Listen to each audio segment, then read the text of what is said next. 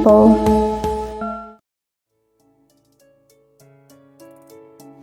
Once upon a time, there was a great kingdom called Prambanan. Its king was a giant named Prabu Baka.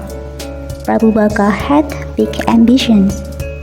With his troops, he attacked Pengging Kingdom.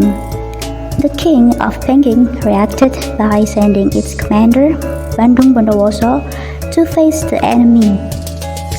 Bandung Bondowoso was so fierce that the enemy forces trembled in fear. It didn't take long for Prabu Baka's troops to be defeated, leaving Prabu Baka the last one standing. Unleashing his wrath, Prabu Baka ran furiously towards Bandung Bondowoso.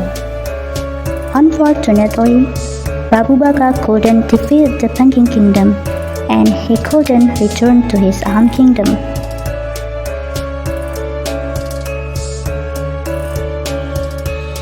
Cheering loudly, Bandung Bondowoso and his special troops marched towards Prambanan Palace. When he arrived at Prambanan Palace, Bandung Bondowoso was blown away when he saw a very beautiful princess. "Oh, lovely lady, who are you?" asked Bandung Bondowoso. "I'm Verro G.A, Prabu Baka's daughter," replied her. Bandung Bondowoso almost could not believe it, because this beautiful woman looked very different from her father.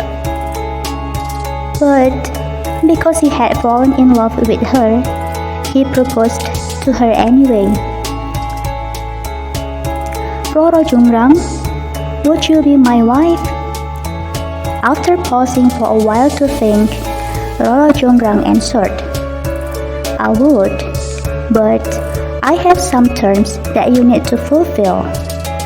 Make me a deep well and 1,000 temples in just one night.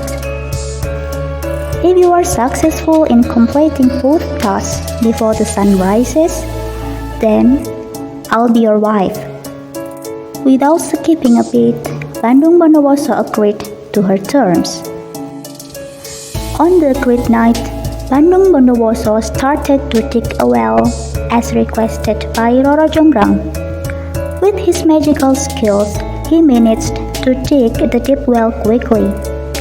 Bandung Bondowoso quickly moved on the next task of building 1,000 temples by enlisting all his troops. He also called for help from the spiritual creatures. Past midnight, the construction of the 1,000 temples was close to completion. Verro G.A, who observed all this from afar, started to feel anxious. She didn't actually wish to marry the man who murdered her father. Verro G.A then gathered the villagers to pound the mortars and burn them. As a result, the roosters started to crow, and the sky appeared bright red from the fires. Verro G.A then arrived on the scene to count the number of temples completed.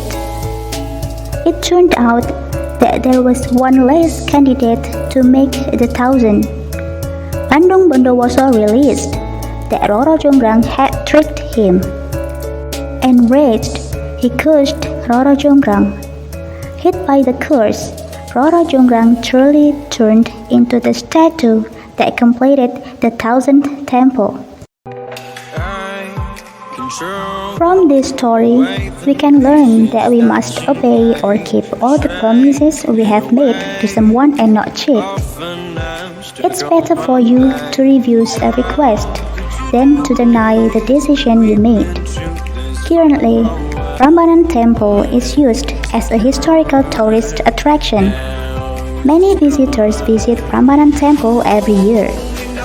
Temples that store historical stories still look strong and majestic.